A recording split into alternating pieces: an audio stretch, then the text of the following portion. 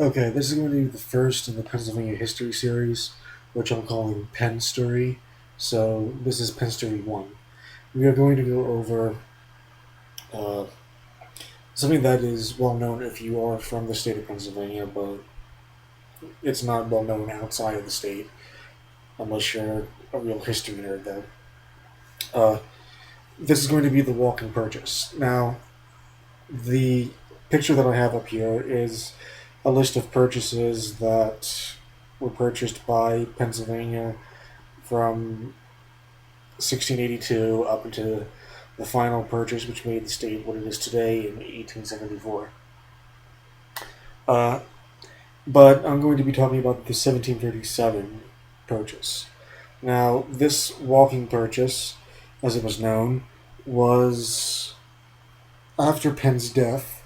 Um, William Penn's sons really take over the colony. His sons Thomas and John.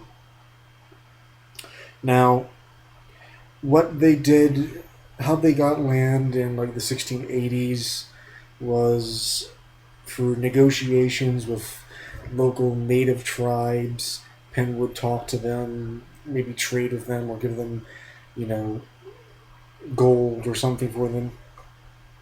But the walking purchase is different. The walking purchase was made by how much a man could walk in, I believe, a day or two. I think it was a day. And, yeah, it was a day and a half, sorry. It was proposed that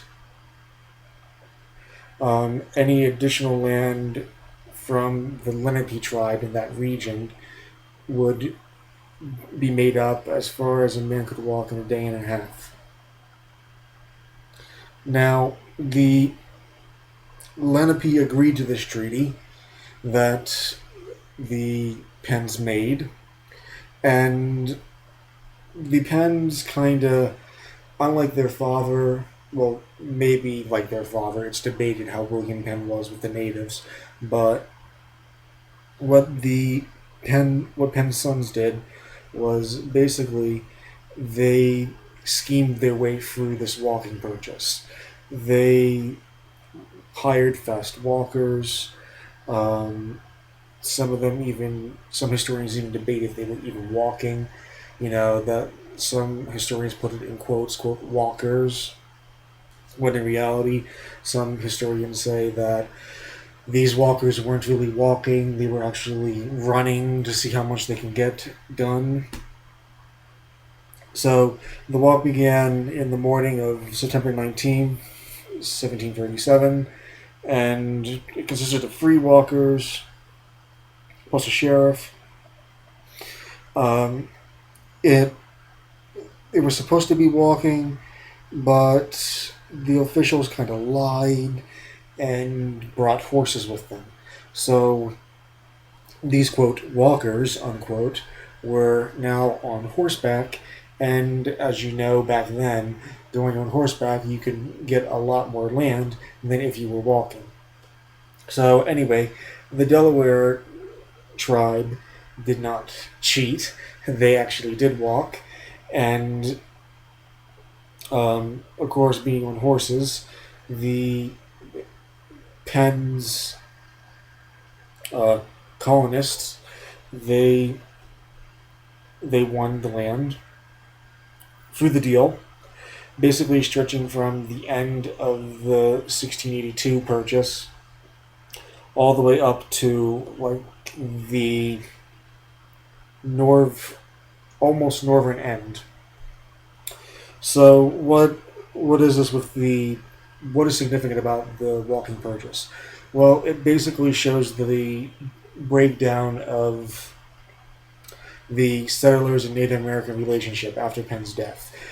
William Penn thought that he could, through treaties and negotiations, get land from the natives and live in not harmony, but kind of like a tolerable state with the natives. But really, after Penn's death, his sons and the other settlers are just like, yeah, we're not going to do that. So you basically have swindling and scheming for the next few decades, in which they keep taking purchases and purchases from local native tribes. So anyway, that is basically the walking purchase in a nutshell. Uh, this is going to be the first video, so I hope you'll like this series as I continue it. I might do another one probably the end of this week, beginning of next week.